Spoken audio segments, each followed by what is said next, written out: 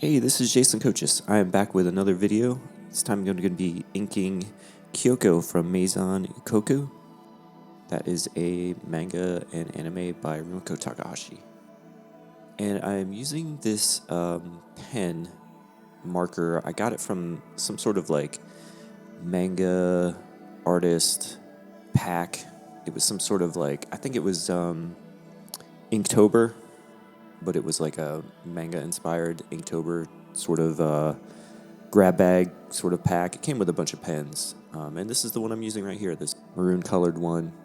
I really like it because the tip that I'm using here is, it's like kind of like a fine tip,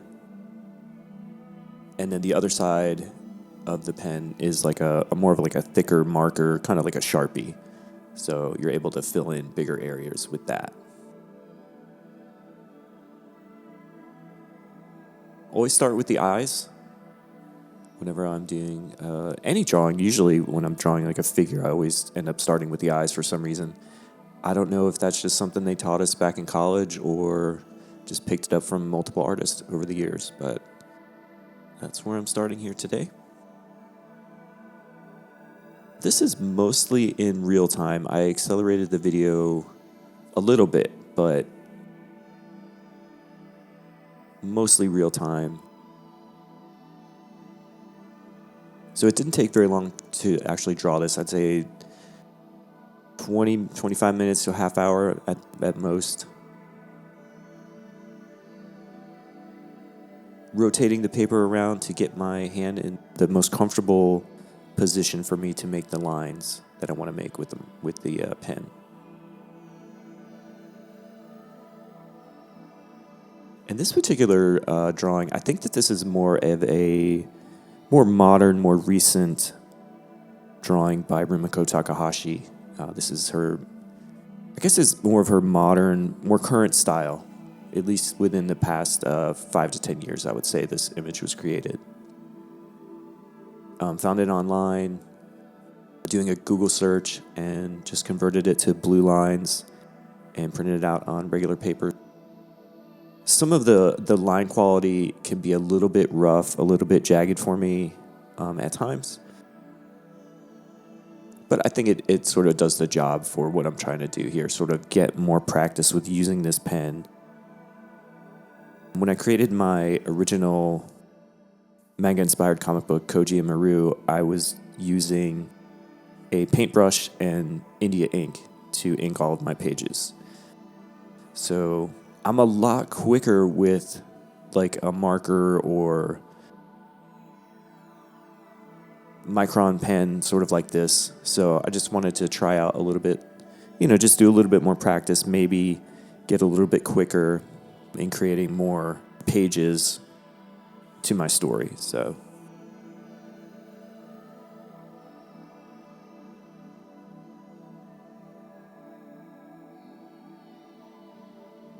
there's some bits of this that made me I wasn't really sure what was going on. Like, I think the bandana that Kyoko has on her hair sort of goes on the right side of her face here. Ultimately, I take it out, but I was just trying to honor what Rumiko had originally put down. The one thing that makes me think that this is more of a modern drawing is the hair, like how the hair, specifically over her eyes, it just looks like it's more of Rumiko's current style. If you happen to know, please let me know in the comments below if this is just an older drawing. I think it may have been sort of like a remark or a limited edition print.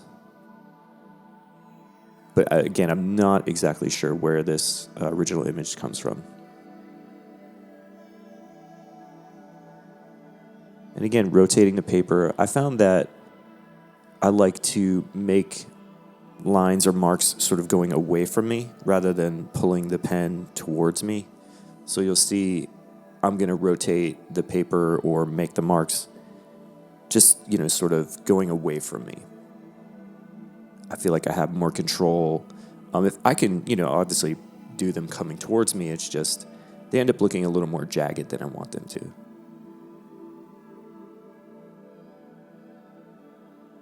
Here I'm just sort of trying to figure out what's going on with the highlight in Kyoko's hair, because I'm going to end up filling it all in with black ink. Just trying to find what I feel like is a good highlight area.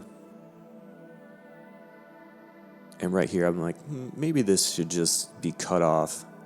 Yeah, just make all of that black.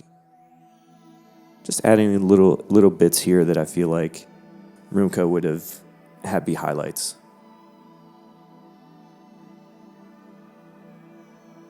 And now for the decoration on her apron.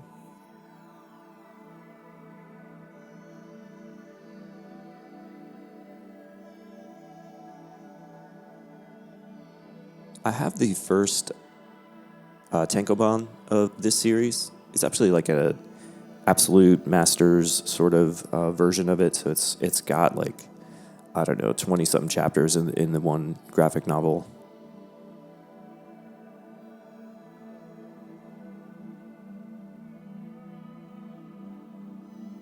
But yeah, I never ended up watching this series back in the day. I was really into Ranma 1/2. And there would always be commercials for Maison Ikkoku, but I never... Well, first of all, the video stores in my area never had it, but I never sought it out. I did see some of them at like Suncoast Video, but again, I never ended up sort of taking the chance on it. I do like a lot of the characters and character designs. Here I am going around the drawing and just sort of putting a thicker outline around all of the black areas so that I can come back in with a paintbrush and India ink and fill in the larger areas. Sort of a tedious process, but definitely well worth it. And I'm just putting those X's on the drawing to remind myself, okay, this area is going to be filled in all with black. You see a lot of comic book artists do that as well. Because sometimes, I'll be making the drawing and I kind of forget what I'm doing, and it's always a good reminder for myself to put those there.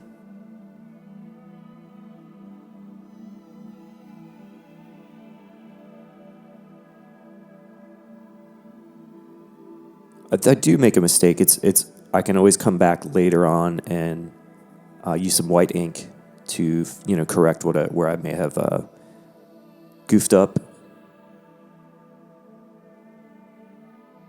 And I always usually end up using white ink to correct my drawings anyway. Not really too afraid to make a mistake at this point. I know John Buscema said that in one of his videos. I think it was like How to Draw Comics the Marvel Way. It's like, don't be afraid to just sort of make mistakes, and if you do, it's okay. You can always just white it out. I think even Joe Kubert said that in a video I had seen from the Kubert School. So yeah, I've got some black ink on the brush here. Put a little bit too much on the top part of her hair, so it sort of bled through the paper and got onto the paper I have underneath the drawing. It's always interesting to sort of see the drawings, become finalized when I put in the darker areas.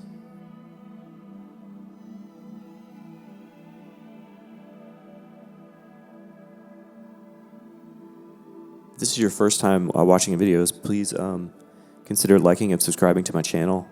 I also have a Patreon that you can subscribe to as well. You'll get videos like this early. And other content. I mean, you'll see the whole behind the scenes of me working on my original comic book and other projects I've got going on. And if you're interested in my comic, I have that available on my Etsy store. There'll be a link below the video for that, as well as a link to my Patreon.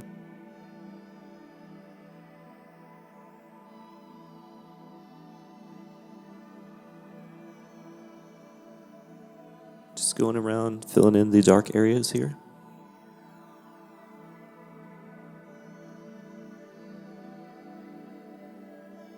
Trying not to put too much ink on the brush at this point because I don't want to warp the paper. This is just regular sort of copy printer paper. So you put any sort of wet media on it and it just bubbles up and doesn't stay flat anymore.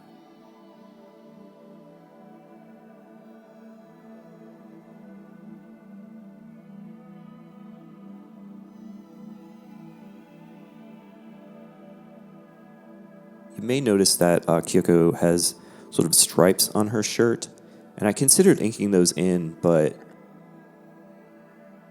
decided against it at the last minute just because I thought, oh, maybe I could add those in like with screen tone dots or something like that. I did not end up going and doing that in Clip Studio, but it's definitely something I thought about doing, and just definitely one difference between the original drawing and then what I'm doing here. And right there, that one part that I just filled in, there was like a tangent line coming from the apron strap, sort of like a highlight line going through her hair. So I took that out, and I also took out the other side of the bandana or ribbon that she has in her hair. Again, just sort of, trying to correct the drawing as I'm working on it. And speaking of corrections, you can see I've got the white ink on the brush now, and there was a little bit of a dot, like the brush or the marker had sort of made a mark I didn't like. So I'm just going around and filling in areas, kind of mistakes, cleaning it up a little bit. I guess when I was putting on the ink, like in the hair there, I'm putting little dots. There's just like a little bit of an ink splatter that sort of was in the highlight area. I just want to take those out. Going back to that one spot, trying to clean that up a little bit.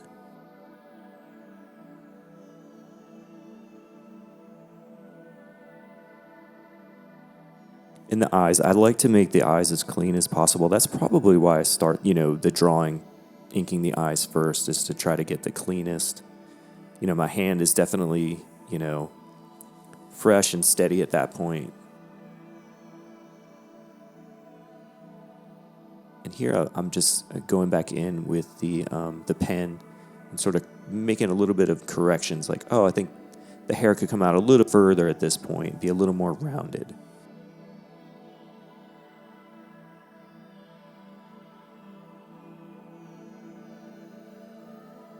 And again, I'd like to make parts of the drawing that are closer to you. Like her arm is a little bit closer to us than the part of the apron. So I want to make that area a little bit thicker to give it a little more depth. And again, making the line here on the apron a little bit thicker to show that it's, in front of her shirt. And these are all things that you can do after the fact or during. It's just sometimes I don't see them until, I take a step back and look at the drawing as a whole, and I'm like, oh, well, that part could be a little bit thicker. So that's what I'm doing here. Making a little bit of corrections. Again, her shirt is going to be closer to us than like her neck. So I want to make the shirt a little bit thicker.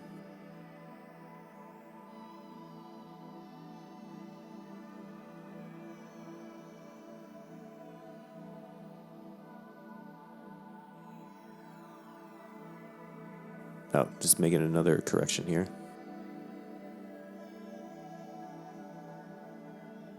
Yeah, because it seems like this part is part of the ribbon in her hair. So I definitely wanted to hit that. Almost done. Okay, on the left here is the original blue pencils by Rumiko Takahashi. And on the right is my inked version of it. Definitely can see some differences. I changed the eyes a little bit to more of my style. But for the most part, I tried to match what Rumiko Takahashi had done. And if you're curious about my all-ages manga-inspired comic book, Koji and Maru, I have that available in print and digital download on my Etsy store. There'll be a link below the video for that. And please consider joining my Patreon. Thanks. See you again next time.